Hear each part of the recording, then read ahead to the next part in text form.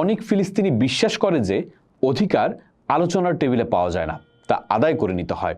আজ পশ্চিম তীরে 7 লক্ষেরও বেশি উগ্রপন্থী বসতি স্থাপনকারী বাস করেন।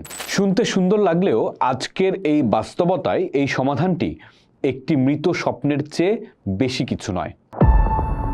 বিগত কয়েক দশক ধরে আন্তর্জাতিক সম্প্রদায়, বিশেষ করে পশ্চিমা বিশ্ব, ফিলিস্তিন ইসরায়েল সংকটের একমাত্র সমাধান হিসেবে টু স্টেট সলিউশন নামক এক ধারণা ফেরি করে আসছে।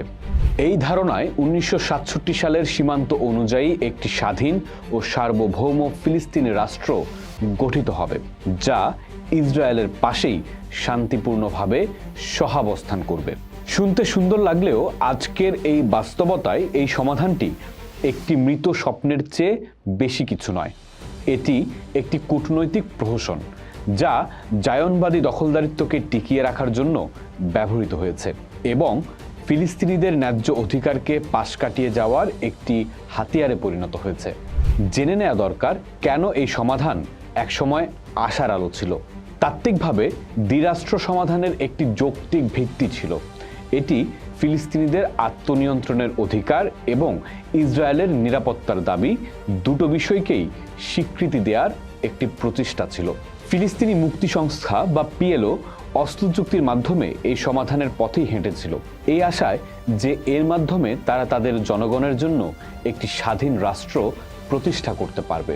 এর পক্ষে যুক্তি ছিল যে এটি একমাত্র বাস্তবসম্মত উপায় যা উভয় জাতির জাতীয় আকাঙ্ক্ষাকে পূরণ করতে পারে এবং দশকের পর দশক ধরে চলা রক্তক্ষয়ী সংঘাতের অবসান ঘটাতে পারে। এই সমাধানটি আন্তর্জাতিক আইনের উপর ভিত্তি করে তৈরি করা হয়েছিল, যা 1967 সালের যুদ্ধে ইসরায়েলের দখল করা ভূমি ফিরিয়ে দেওয়ার কথা বলে। মৃত্যুর কারণ প্রথমত ইসরায়েলি বসতি নামক ক্যান্সার। দ্বিরাষ্ট্র সমাধানের মৃত্যুর প্রধান কারণ হল পশ্চিম তীর এবং পূর্ব জেরুজালেমে গড়ে ওঠা অবৈধ ইহুদি বসতি। এই বসতিগুলো কোনো বিচ্ছিন্ন ঘটনা নয়, এটি একটি পরিকল্পিত ক্যান্সার যা ফিলিস্তিনি ভূখণ্ডকে গ্রাস করে একটি ভবিষ্যৎ রাষ্ট্রের ভৌগোলিক অখণ্ডতাকে পুরোপুরি ধ্বংস করে দিয়েছে। আজ পশ্চিম তীরে 7 লক্ষেরও বেশি উগ্রপন্থী বসতি স্থাপনকারী বাস করেন, যারা ফিলিস্তিনিদের জমি, পানি এবং সম্পদ কেড়ে নিয়ে সুরক্ষিত কলোনিতে বসবাস করছেন। এই বসতিগুলো ফিলিস্তিনি শহর ও গ্রামগুলোকে বিচ্ছিন্ন দ্বীপপুঞ্জে পরিণত করেছে, যার মধ্যে একটি সার্বভৌম ও সংযুক্ত রাষ্ট্র প্রতিষ্ঠা করা ভৌগোলিকভাবে অসম্ভব। ইসরায়েল মুখে দ্বিরাষ্ট্র সমাধানের কথা বললেও তাদের বুলডোজারগুলো প্রতিদিনই সেই সমাধানের কবর খুঁড়ে চলেছে। মৃত্যুর কারণ 2, জায়নবাদী রাজনীতির চরম ডানপন্থী মোড়। ইসরায়েলি রাজনীতিতে এখন আর সেই সব নেতাদের অস্তিত্ব নেই যারা একসময় ভূমি ছেড়ে দিয়ে শান্তি কেনার কথা ভাবত।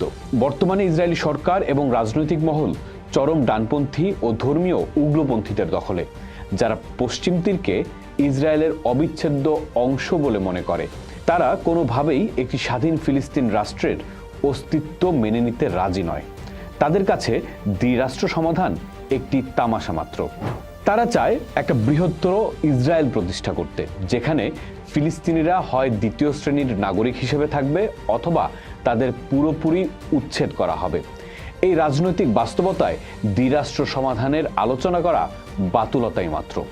মৃত্যুর কারণ 3, ফিলিস্তিনিদের মৌলিক অধিকারের প্রশ্ন। দ্বিরাষ্ট্র সমাধানের প্রস্তাবটি ফিলিস্তিনিদের দুটি মৌলিক অধিকারকে পাশ কাটিয়ে যায়। প্রথমত 1948 সালে নাকবার শিকার হওয়া কয়েক মিলিয়ন ফিলিস্তিনি শরণার্থীর নিজ ভূমিতে ফেরার অধিকার। ইসরায়েল কোনোভাবেই এই অধিকারকে স্বীকৃতি দিতে রাজি নয়, কারণ তারা মনে করে এটি তাদের রাষ্ট্রের ইহুদি চরিত্রকে ধ্বংস করে দেবে। দ্বিতীয়ত পূর্ব জেরুজালেমকে ভবিষ্যৎ ফিলিস্তিন রাষ্ট্রের রাজধানী করার দাবি। ইসরায়েল পুরো জেরুজালেমকে তাদের অবিচ্ছেদ্য ও চিরস্থায়ী রাজধানী হিসেবে ঘোষণা করেছে এবং সেখানে ইহুদিকরণ প্রক্রিয়াকে জোরদার করেছে। এই দুটি মৌলিক অধিকার ছাড়া কোনো সমাধানই ফিলিস্তিনিদের কাছে গ্রহণযোগ্য হতে পারে না। আজকের বাস্তবতা হলো দ্বিরাষ্ট্র সমাধান আর টেবিলে নেই। এর পরিবর্তে যা কার্যকর হয়েছে তা হলো একটি রাষ্ট্রীয় বাস্তবতা, যেখানে জর্ডান নদী থেকে ভূমধ্যসাগর পর্যন্ত পুরো ভূখণ্ড ইসরায়েলের নিয়ন্ত্রণে।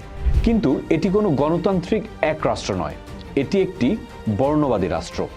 এখানে ইহুদিদের জন্য এক ধরনের আইন ও অধিকার, আর ফিলিস্তিনিদের জন্য অন্য ধরনের আইন ও নিপীড়ন। ফিলিস্তিনিরা কোনো নাগরিক অধিকার ছাড়াই একটি দখলদার শক্তির অধীনে বাস করতে বাধ্য হচ্ছে। যেহেতু দ্বিরাষ্ট্র সমাধান মৃত, তাই নতুন করে ভাবার সময় এসেছে। অনেক পশ্চিমারা আমেরিকার মদতে এখানে একটি গণতান্ত্রিক ধর্মনিরপেক্ষ একরাষ্ট্র সমাধানের কথা বলছেন, যেখানে ইহুদি, মুসলিম, খ্রিস্টান সকল নাগরিক সমান অধিকার নিয়ে বাস করবে। এটি একটি আদর্শিক স্বপ্ন হতে পারে, কিন্তু আমরা সবাই জানি বর্তমান বর্ণবাদী কাঠামোতে তা বাস্তবায়ন করা প্রায় অসম্ভব। অন্য পথটি হলো প্রতিরোধ।